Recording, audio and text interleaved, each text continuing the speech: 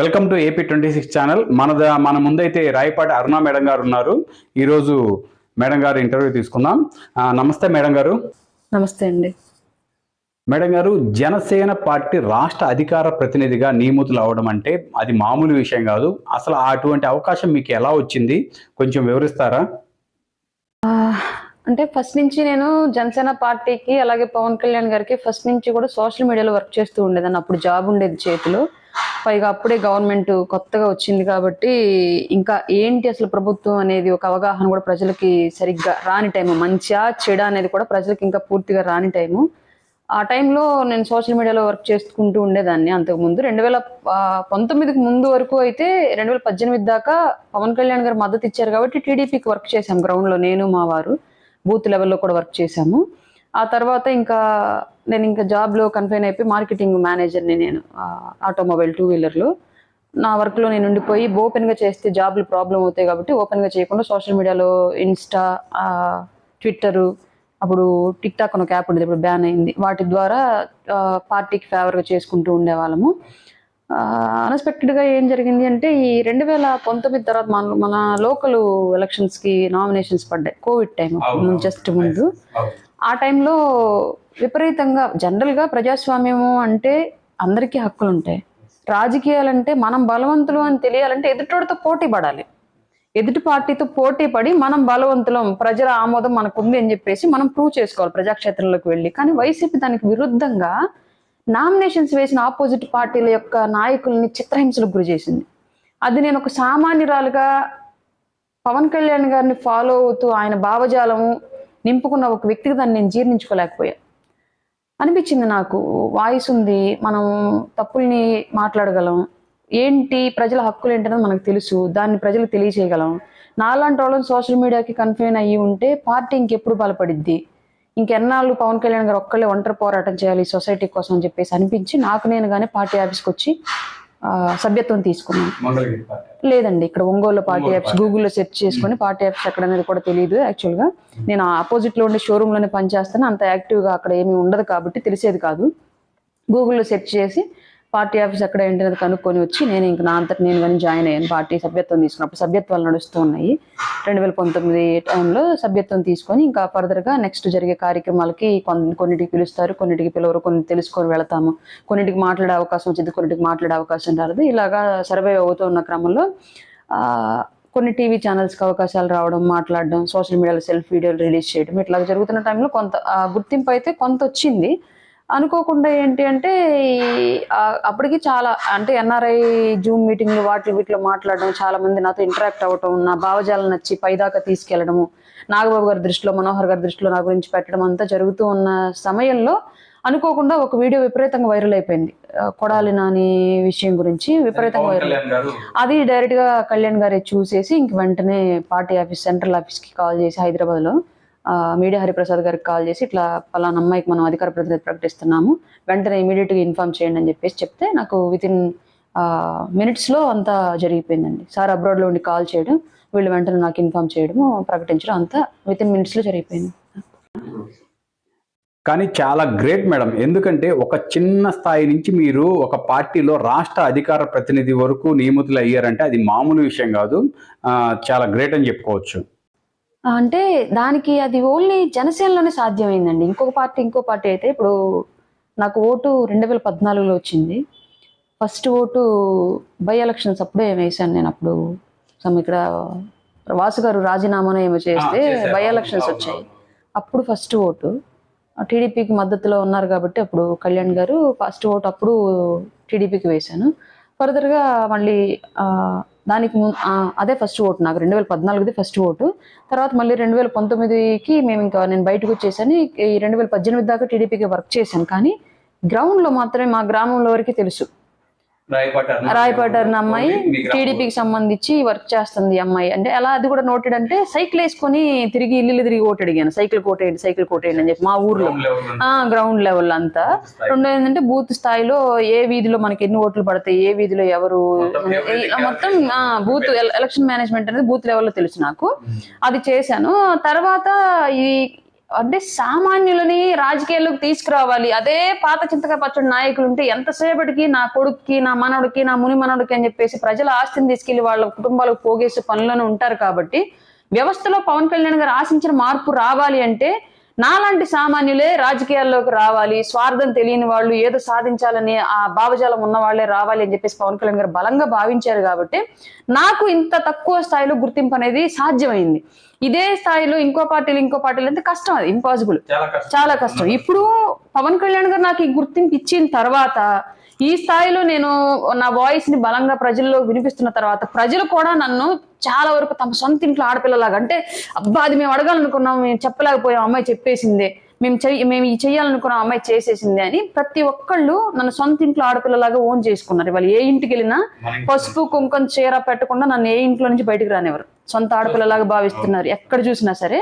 అట్లాంటి పరిస్థితి నాకు పవన్ కళ్యాణ్ గారు ఇచ్చారు, దాన్ని నేను యూటిలైజ్ చేసుకున్నాను. ప్రజలు కూడా నన్ను అంతే ఆదరించారు. ఇదే సిచ్యువేషన్ మిగతా పార్టీలు అయితే అవ్వదు. ఈ స్థాయికి నేను వచ్చాక మిగతా పార్టీల నుంచి ప్రలోభాలు వస్తున్నాయి అనమాట. నాకు అంత లేదండి, అది ఓపెన్ నేను కళ్యాణ్ గారికి కూడా చెప్పేసాను ఈ విషయం. నాకు పలానా పార్టీ నుంచి పలానా ఆఫర్ చేస్తున్నారన్నయ్య, నాకన్నా వచ్చిందండి.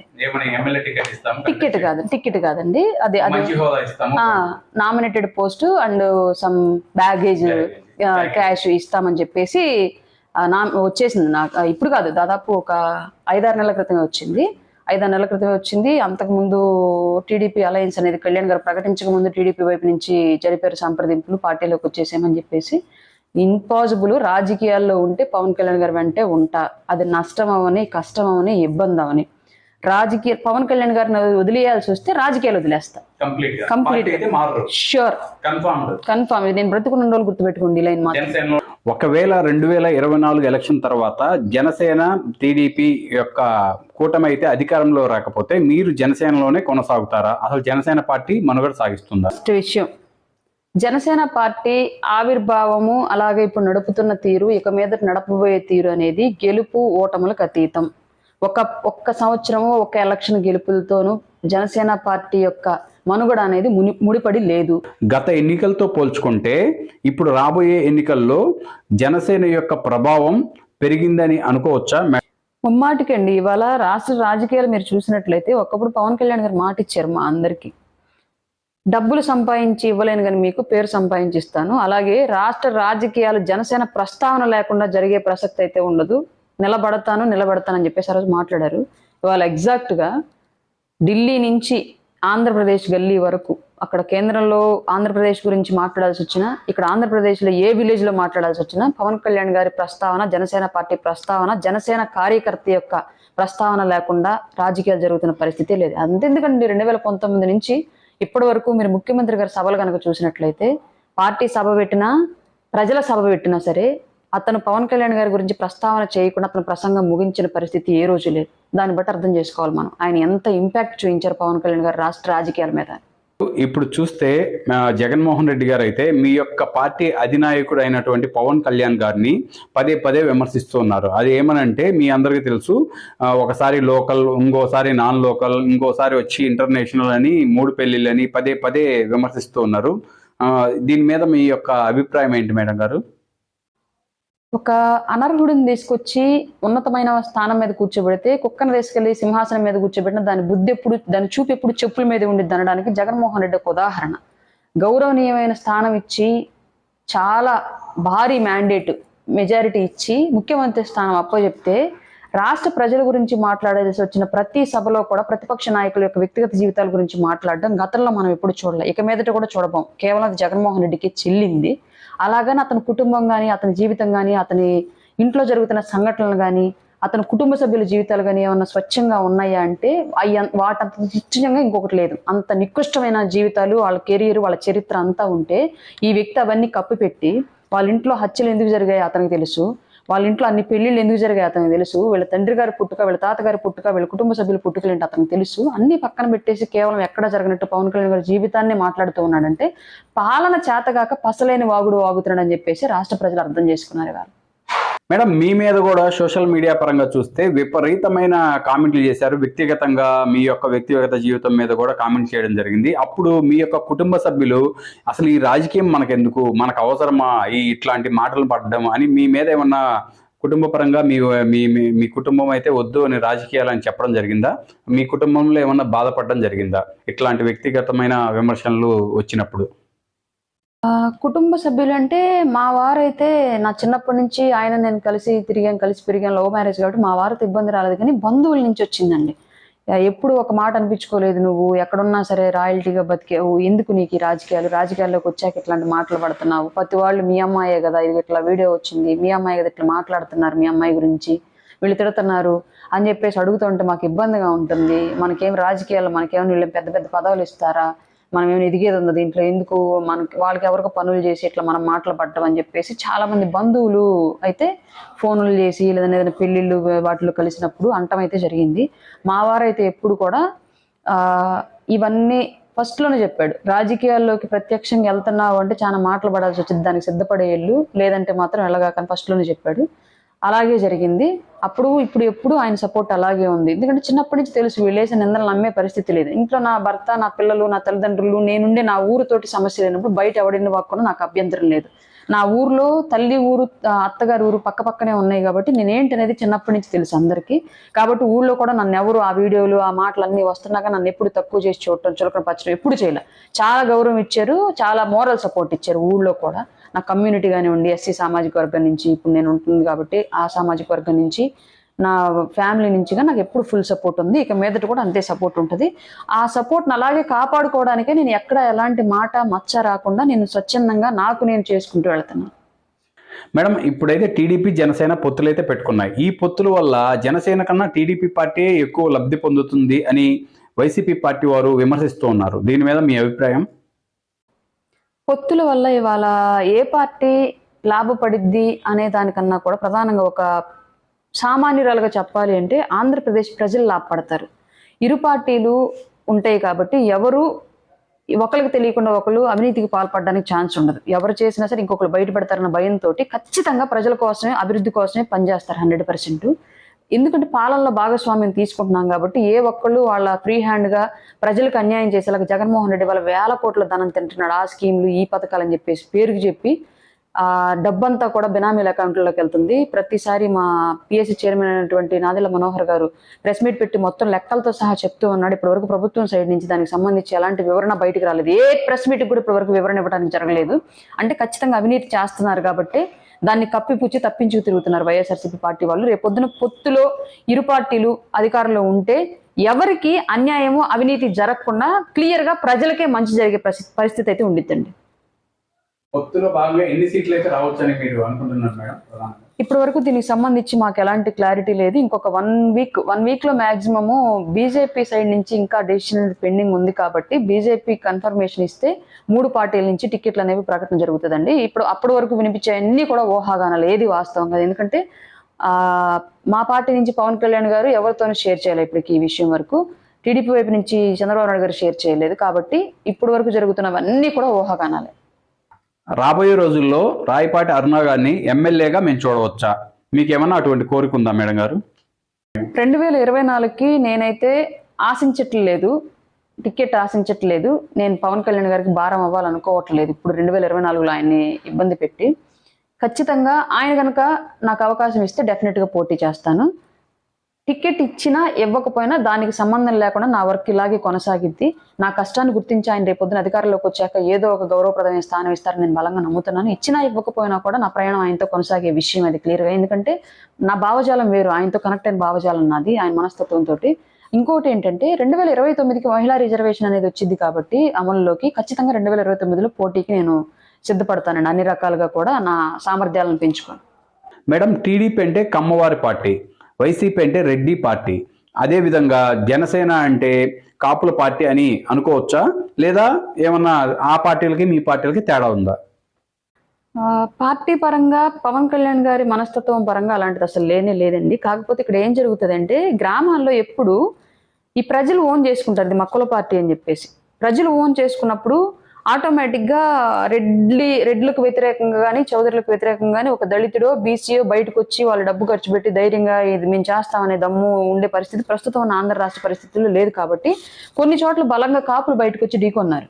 కాబట్టి డెఫినెట్గా క్యాడర్లో కొంత మేజరు సామాజిక వర్గం వాళ్ళు ఉన్నప్పటికీ కూడా నాయకులుగా పదవుల్లో మాత్రం మేజర్గా బీసీలమే, ఎస్సీలమే, మైనార్టీలమే ఉన్నాము, కాపులు తక్కువే ఉన్నారు.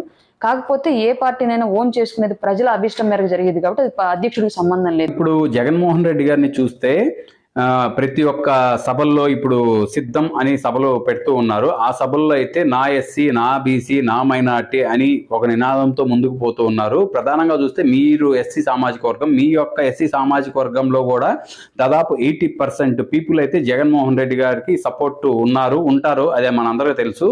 ఇప్పుడు ఏమన్నా అటువంటి మార్పులు ఏమన్నా వచ్చాయంటారా మీ యొక్క సామాజిక వర్గం కానీ మిగిలిన సామాజిక వర్గాల్లో కూడా? ముందు ఉందండి ఆ పరిస్థితి, ఇవాళ మారింది. కారణం ఏంటి అంటే నా ఎస్సీ, నా బీసీ, నాకు ఎస్సీలు ఎక్కువ అని చెప్పేసి గత గవర్నమెంట్లో ఎప్పుడు అనలా. అంటే పనుల్లో ఎలా ఉన్నా సరే ఈ ప్రసంగాల్లో ఎప్పుడు అనలా. కానీ ఈ గవర్నమెంట్ వచ్చిన తర్వాత ప్రసంగాల్లో నా ఎస్సీ, నా బీసీ అంటున్న ఈ వైఎస్ఆర్సీపీ గవర్నమెంట్ జగన్మోహన్ రెడ్డి గారు వచ్చిన తర్వాత జరిగినన్ని దాడులు ఎస్సీల మీద గత ప్రభుత్వాలు ఎప్పుడు జరగల. అలాగే ఆర్థికంగా కూడా ఈ ప్రభుత్వం వచ్చిన తర్వాత ఎస్సీ కార్పొరేషన్ నిధులు తీసిన దగ్గర నుంచి, ఎస్సీ పిల్లలకి ప్రైవేట్ స్కూల్స్ లో ఇచ్చే ప్రత్యేక సీట్ల దగ్గర నుంచి, విదేశీ విద్యా విధానం దగ్గర నుంచి, ఎస్సీ ఏరియాల డెవలప్మెంట్ కోసం చేయాల్సిన నిధుల కాడి నుంచి ఇవన్నీ కూడా గత ప్రభుత్వాలు తినలా. ఈ జగన్మోహన్ రెడ్డి తిన్నాడు. ఎస్సీ నా బీసీ అనే వ్యక్తి జస్ట్ ఒక్కటే క్వశ్చన్ స్ట్రైట్గా అడుగుతానండి. 83 మంది సలహాదారులు ఉన్నారు మొత్తం సీఎం పేషీలో. 83 మంది సలహాదారుల్లో ఎంతమంది ఎస్సీలు ఉన్నారండి? రెడ్లు ఎంతమంది ఉన్నారు? ఓవరాల్ గా లెక్కేస్తే 4 ఉన్నారు ఎస్సీలు. అది కూడా అతనికి ఇంతకు ముందు దాసోహం అని ఊడిగం చేసిన 4 మాత్రమే ఉన్నారు. మిగతా అందరూ రెడ్లు. ఎక్కువ పర్సెంట్ రెడ్లు, 75% రెడ్లు ఉండి 25% మిగతా కులాల నుంచి ఉన్నారు. ఇంకెక్కడ నా ఎస్సీ, నా బీసీ? ఇప్పుడు ప్రజల్లో ఒక నానుడు అయితే ఉంది. అదేంటంటే ఏ పార్టీ గెలిస్తే, అంటే ఇప్పుడు టీడీపీ పార్టీ గెలిచినా, వైసీపీ పార్టీ గెలిచినా వాళ్ళ యొక్క సామాజిక వర్గాలని వాళ్ళనే ప్రధానంగా మెయిన్ పదవులన్నీ ఇస్తారు, వాళ్ళ యొక్క సామాజిక వర్గమే ఎక్కువ బాగుపడుతుందని ఒక అయితే అభిప్రాయం అయితే ఉంది ప్రజల్లో. రేపు ఒకవేళ మీ పార్టీ అధికారంలోకి వస్తే అటువంటి అభిప్రాయాలు ఉంటాయా, లేదా ఇంకేమన్నా డిఫరెంట్గా ఉంటుందా? అటువంటి సమానంగా చూస్తారా, సమానంగా పదవులు ఇస్తారా? ఫస్ట్ విషయం, టీడీపీ టైంలో ఒక సామాజిక వర్గానికి ప్రయారిటీ ఇచ్చారు అని చెప్పేసి వీళ్ళు అన్నప్పుడు అది తప్పు అని వీళ్ళు భావిస్తున్నారు. కాబట్టి సమాజంలో కూడా అది తప్పే అని మనం అందరం భావిస్తున్నాం. కాబట్టి ఈ ప్రభుత్వం వచ్చినప్పుడు ఆ తప్పు జరగకుండా చూసుకొని ఉండాల్సింది. కానీ వాళ్ళు తమలపాకుతో అంటే మేము తలుపు చెక్కతో అంటాం అన్నట్లుగా వాళ్ళు కేవలం కొన్ని స్థానాల్లో మాత్రమే వాళ్ళ సామాజిక వర్గాన్ని వాళ్ళని పరిమితం చేసి ఉంటే వీళ్ళు అన్ని స్థానాల్లో కూడా వాళ్ళ సామాజిక వర్గాన్ని తెచ్చి రుద్ది, ఇంకా దౌర్భాగ్యమైన విషయం ఏంటంటే ఎస్సీ రిజర్వ్డ్ స్థానాల్లో కూడా క్రిస్టియానిటీలోకి చేపించి రెడ్డిల్ని వాళ్ళని తీసుకొచ్చి ఎస్సీ రిజర్వ్డ్ స్థానాలు ఇప్పించిన సిచ్యువేషన్ మనం చూసాం రీసెంట్ గా ఒక మహిళ విషయంలో. అట్లా అన్ని స్థానాల్లో కూడా రెడ్లకే ఎక్కువ ప్రయారిటీ. రెడ్డుల్లో కూడా మళ్ళీ సామాన్యులను ఎవరిని తీసుకురాలి, అంత లింకప్ ఆయన కేసులకి, ఆయన ఆస్తులకి, ఆయన బినామీలకి, రాష్ట్ర వ్యాప్తంగా ఆయనకి అల్ప పెట్టుబడి పెడుతున్న వాళ్ళకి, అంటే అక్రమ సంపాదన పెట్టుబడిగా పెడుతున్న వాళ్ళకి, ఎర్రచందనం అమ్మిన వాళ్ళకి, ఇసుక దోసి పెడుతున్న వాళ్ళకి, ఇట్లా లింకప్ అయి ఉన్న రెడ్డి సామాజిక వర్గానికి మాత్రమే పదవులు ఇచ్చుకుంటూ రాష్ట్ర వ్యాప్తంగా రెడ్డిల్ని అన్ని శాఖల్లో కూడా హయ్యర్ అఫీషియల్స్ గా వాళ్ళు రెడ్డిల్నే పెట్టాడు. ఇందులో ఎలాంటి సందేహం లేదు. మనం ఒకసారి ఎంప్లాయీస్ లిస్ట్ గమనిస్తే ఆ విషయం క్లారిటీగా అందరికీ తెలిసిద్ది. మూడో విషయము, గతంలో ఎప్పుడు ప్రభుత్వాలు నా ఎస్సీ అని చొక్కాలు చింపుకోవాలి. జగన్మోహన్ రెడ్డి చొక్కా చింపుకుంటున్నాడు. మరి అక్కడ మాటల్లో చింపుకుంటున్న చొక్కాలు ఇక్కడ చేతల్లో కనిపించాలి కదని నేను మాట్లాడుతుంది. అలాగే మీరు అడిగారు ఇంకో క్వశ్చన్, జనసేన కనుక వస్తే అని క్లియర్ గా చెప్తున్నాం. ఇప్పుడే కాదు, ఎప్పుడు గుర్తుపెట్టుకోండి, పవన్ కళ్యాణ్ గారి అండర్ కంట్రోల్లో జనసేన పార్టీ ఉన్న రోజులు ఈ విషయాన్ని మీరు గమనించండి. కులాలలో సమానత్వం తేవాలి అన్నదే ప్రధానంగా మా పార్టీ సిద్ధాంతాల్లో ఒకటి. కులాలలో అభివృద్ధి రావాలి, సమానత్వం రావాలి అని అన్ని కులాలకు ప్రయారిటీ ఇవ్వడం మా పార్టీ యొక్క ప్రాథమిక బాధ్యత. ఇప్పుడు మనం చూస్తూ ఉన్నాము, ప్రతి ఒక్క పథకానికి జగనన్న చేయూత, జగనన్న విద్యా దీవెన, జగనన్న విదేశీ విద్య, ఇలా మొత్తం అన్ని పేర్లు జగనన్న అని పెడుతూ ఉన్నారు మా ప్రజలకు ఇచ్చే పథకాలకి. పోయిన గవర్నమెంట్ చూసుకున్నా కానీ టీడీపీ గవర్నమెంట్ కూడా చంద్రన్న కానుక, చంద్రన్న చేయూత, తర్వాత ఎన్టీఆర్ ఆరోగ్యశ్రీ ఇట్లాంటి పేర్లు పెట్టారు. ఒకవేళ రేపు 2024లో జనసేన పార్టీ అధికారంలోకి వస్తే మనము పవనన్న చేయూత, పవనన్న కానుక, పవనన్న ఆరోగ్యశ్రీ ఇలాంటి పథకాల పేర్లే వింటామా, లేకపోతే ఇంకేమన్నా డిఫరెంట్ గా మీరు ఆ పథకాలకు పేర్లు పెడతారా? మీరు జగన్మోహన్ రెడ్డి సభకి సంబంధించి ప్రభుత్వం అంటే జగన్మోహన్ రెడ్డి గారి సభ జరిగిందంటే ఆయన అధికారంలో ఉన్నాడు కాబట్టి ఆయన తుమ్మిన దగ్గర నుంచి దగ్గిన దగ్గర నుంచి ఆయన కారు దగ్గర నుంచి ఆయన డ్రైవర్ దగ్గర నుంచి ప్రతి ఒక్కటి మన డబ్బులతో అంటే ప్రజల డబ్బులతో ఖర్చు పెడతారు. అవునా? ప్రజల డబ్బులతో ఖర్చు పెట్టి ప్రజల కోసం ప్రజల డబ్బులతో ఇస్తున్న పథకాల కోసం మీరు ఎక్కడ చూసినా సరే అన్ని పార్టీ రంగులు పార్టీ ప్రచారంతో ఉండిద్ది. డబ్బులు మాత్రం మనయి, కానీ ప్రచారం అంతా వైఎస్ఆర్సీపీ పార్టీకి ఉండిద్ది. కానీ మీరు అదే ఈ 4-5 ఏళ్లలో పవన్ కళ్యాణ్ గారు పెట్టినటువంటి కౌలు రైతు భరోసా యాత్ర కానివ్వండి, డొక్కా సీతం అన్నదాన శిబిరాలు కానివ్వండి, ఇవన్నీ మీరు గమనించినట్టయితే ఎక్కడ పార్టీ పేరు ఉండదు. వెనకాల కనీసం అట్లీస్ట్ చిన్న లోగో కూడా అంటించినవారు ఆయన. వాళ్ళు ఆపదలో ఉన్నారు, మనం ఆదుకుంటున్నాం. సొంత డబ్బులు మళ్ళీ ఇక్కడ పవన్ కళ్యాణ్ గారి సభలకి సొంత డబ్బులే, పవన్ కళ్యాణ్ గారు చేస్తున్న సాయం సొంత డబ్బులే, కానీ ఆయన పార్టీ పేరు వెనకాల ఉండదు. జగన్మోహన్ రెడ్డి పెడుతున్న సభలు ప్రజలవి, జగన్మోహన్ రెడ్డి ఖర్చు పెడుతున్న డబ్బులు ప్రజలవి, ఇస్తున్న పథకాలు ప్రజల డబ్బులు, కానీ వెనకాల మాత్రం ఆయన పార్టీ ప్రచారం ఉంటుంది. మీకు ఇక్కడ అర్థమైపోతుంది కదా పవన్ కళ్యాణ్ గారి యొక్క ఉన్నతమైన మనస్తత్వం ఏంటి. ఆయన కనుక అధికారంలోకి వస్తే ఎంతమంది స్వాతంత్ర సమరయోధులు కనుమరుగైపోయారో వాళ్ళందరూ మన కళ్ళ ముందుకు వస్తారు. ఈ సాంప్రదాయ రాజకీయాలు మారాలి, సామాజిక బాధ్యత కలిగిన రాజకీయాలు రావాలని మేము జనసేన పార్టీ అధికారంలోకి వచ్చింది. ఇప్పుడు టీడీపీ చేశారని చెప్పేసి వైసీపీ చేసింది అంటే అది తప్పు అని అన్నప్పుడు ఇది తప్పు అనాలి, అది సమర్థించినప్పుడు ఇది సమర్థించాలి. అట్లాంటి సిచ్యువేషన్ ఇవాళ నడుస్తున్నప్పుడు రాజకీయ నాయకులు కాదు, స్వతంత్ర సమరయోధులు సంఘ సంస్కర్తలు ప్రజల్లోకి తీసుకురావాలన్న భావజాలం జనసేన పార్టీకి ఉంది. సింగిల్ గా జనసేన పార్టీ అలయన్స్ తో పని లేకుండా సింగిల్ గా జనసేన పార్టీ అధికారం స్థాపించగలిగిన రోజు ముమ్మాటికి మేము ఇచ్చిన ప్రతి మాటని కూడా నెరవేర్చి తీరుతాము. అలాగే ఇప్పుడు పొత్తులో ఉన్నప్పటికీ కూడా మా ప్రయత్నంగా మేము పొత్తులో ఉన్న పార్టీ తోటి మా అభిప్రాయాన్ని పంచుకోవడానికి, దాన్ని ఆచరణలోకి తీసుకురావడానికి 100% ప్రయత్నం చేస్తాం. వైసీపీ తన యొక్క అభ్యర్థులను అయితే ప్రకటిస్తూ ఉంది. ప్రధానంగా ప్రకాశం జిల్లాలో చూస్తే కనిగిరిలో దద్దాల నారాయణ యాదవ్ గారికి ఇచ్చారు బీసీ సామాజిక వర్గం. అదేవిధంగా కందుకూరులో కూడా అరవింద యాదవ్ గారు బీసీ సామాజిక వర్గానికి చెందినటువంటి అభ్యర్థులను అయితే నిలబెట్టడం జరిగింది. మీరు ఈ జిల్లాలో ఒకవేళ సీట్లు ఏ వస్తే ఏ యొక్క సామాజిక వర్గానికి, బీసీ సామాజిక వర్గానికి ఏమన్నా కేటాయించే ఛాన్స్ ఉందా? ఫస్ట్ సామాజిక వర్గాలను బేస్ చేసుకుంటే బీసీలో బలమైన ఉపకులంగా ఉన్నటువంటిది యాదవ సామాజిక వర్గం. ఆర్థికంగా అలాగే సామాజిక సంఖ్యాబలం పరంగా కూడా బీసీలో ఉన్న 50 చిల్లర ఉపకులాల్లో ఫస్ట్ ప్లేస్ లో ఉన్నది యాదవ సామాజిక వర్గం. అలాగే దాని తర్వాత వడ్డెర, రజిక, ముదిరాజు, కుమ్మరి, కళింగ, ఇలా రకరకాలుగా ఉపకులాలు ఉన్నాయి, చాలా ఉన్నాయి. బీసీలకి ఇచ్చేటప్పుడు ఇతని దగ్గర ఏ స్వార్థం లేకపోయి ఉంటే కేవలం యాదవులకి ఎందుకు ప్రయారిటీ ఇచ్చారు? యాదవులు ఆర్థికంగా బలంగా ఉన్నవాళ్ళు ఈసారి వాళ్ళ రెడ్లు ఎవరు డబ్బులు గెలువరు కాబట్టి వాళ్ళ రెడ్లు ఎవరు డబ్బులు పోకూడదు అని యాదవులను తీసుకొచ్చి బలిపశువులను చేస్తున్నాడు ఈసారి జగన్మోహన్ రెడ్డి ప్రతి నియోజకవర్గంలో కూడా. రేపొద్దున వీళ్ళకి డబ్బులు పోతాయి, వీళ్ళకి అధికారం రాదు.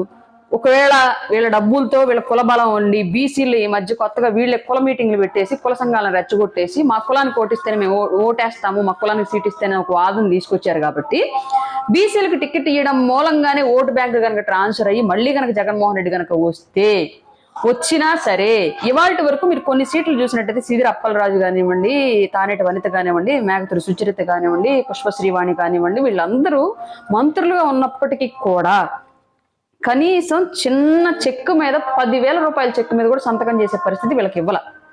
అంత పెత్తనం రెడ్లు పేర్లతో ఉన్నటువంటి పిఏలు చేశారు పెత్తనం, అంత సలహాదారులు చేశారు పెత్తనం. అంత పదవి ఇవ్వడం మూలంగా ఉపయోగం ఏంటి? స్వేచ్ఛ ఇవ్వనప్పుడు ఆ సామాజిక వర్గం ఏ విధంగా ముందుకు వచ్చింది, ఆ సామాజిక వర్గం ఏ విధంగా ఉపయోగపడింది? ఇప్పుడు ఒక రెడ్డి నాయకుడు ఎట్లాగా నాయకుడు అతను ఒక్కడే సంపాదించుకుంటాడు, ఈ యాదవ నాయకుడు కూడా నాయకుడు, ఈ యాదవ నాయకుడు ఒక్కడ అతని కుటుంబం అతనే సంపాదించుకుంటారు, ఇంకో గొడ్డెర నాయకుడు అతను ఒక్కడే సంపాదించుకుంటారు, ఇంకో రజక నాయకుడు అతను ఒక్కడే సంపాదించుకుంటాడు తప్ప ఇక్కడ కులాల అభివృద్ధి ఎక్కడా? చిత్తశుద్ధి ఏది నాయకుడి దగ్గర? గతంలో ఇచ్చిన టిక్కెట్లకి వాళ్ళ పనులు వాళ్ళని ఎక్కడ చేయనిచ్చాడు, వాళ్ళ శాఖలను ఎక్కడ నిర్వర్తించనిచ్చాడు, వాళ్ళ కులాలను ఎక్కడ అభివృద్ధి చేయడానికి ఇతను ప్రణాళికలు రచించాడు? అంతా నడిపేటువంటి నాయకుడే పనికిమాలని ఎదవైనప్పుడు ఇక్కడ ఏ యాదవులకి ఇస్తే ఒరిగేదే ఉంది, ఏ ఒడ్డర్లకు ఇస్తే ఒరిగేదే ఉంది, ఏ రజకులకు ఇస్తే ఒరిగేదే ఉంది? నాయకుడు మంచోడు అవ్వాలి, కులంగా అది చూడాల్సింది గుణం చూడాలి. జగన్మోహన్ రెడ్డి దగ్గర గుణం లేదు. ఏ కులానికి ఇచ్చినా సరే అతని గుణం కింద వీళ్ళందరూ బానిసల కిందే ఉండాలి. కాబట్టి మాకు కావాల్సిన అన్ని సామాజిక వర్గాలను సమానంగా అభివృద్ధి చేసే నాయకుడు కావాలి తప్ప మా సామాజిక వర్గానికి సీట్ ఇచ్చి మమ్మల్ని తీసుకెళ్లి వాళ్ళ కుర్చీల కింద కాళ్ళు పట్టించే నాయకుడు మాకు అక్కర్లేదు. అంటే ఓడిపోయే సీట్లు మాత్రమే మిగిలిన కులాలకు ఇస్తున్నారు అంటారు. ముమ్మాటికి అండి తీవ్రమైన వ్యతిరేకత. ఏ నాయకుడు అయితే మూట కట్టుకున్నాడో అక్కడ రెడ్డికి ఇస్తే ఎట్టి పరిస్థితుల్లో అక్కడ గెలవడు అని చెప్పేసి ఫీల్ అయిన నియోజకవర్గాలు మాత్రమే తీసుకొచ్చి అనవసరంగా బీసీలను బలి చేస్తున్నారు అక్కడ.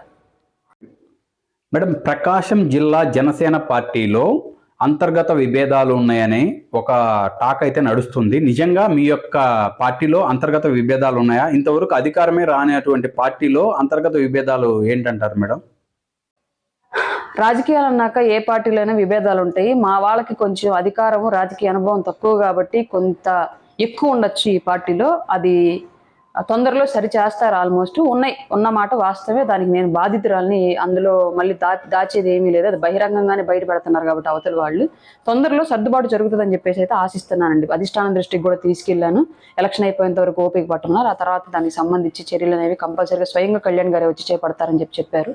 కాబట్టి చూద్దాం ఏం జరిగిద్దో. ఎక్కడైనా ఉండేదే ఇది సహజంగా. వైసీపీలో ఎలా వైవి వర్గం వాసు వర్గం అని ఎలా ఉన్నాయో, టీడీపీలో ఎలాగా పలానా నాయకుడు వర్గాలన్నీ డిఫరెంట్గా ఉంటాయి, అట్లాగే జనసేనలో కూడా వర్గాలంటే ఏం లేకపోయినా కొంత అణిచివేత, ఇంకొకళ్ళు ముందుకు రాకూడదు అన్న భావన కొంత మన ఏరియాలో ఉండడం అయితే జరుగుతుంది. అది దానికి నేను బాధితురాలని.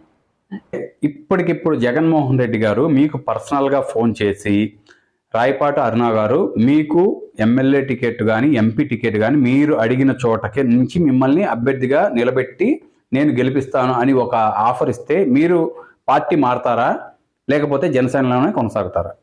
ఇలాంటి ఆశలు ఏవి నా ఆశయాన్ని మించి వెళ్ళలేవు కాబట్టి, నా ఆశయం గొప్పది. ఆ ఆశయం నేను నిలబడింది పవన్ కళ్యాణ్ గారి కోసం కాబట్టి, జగన్మోహన్ రెడ్డి అనే వ్యక్తి జెండా నేను బతికుండగా పట్టుకోనండి.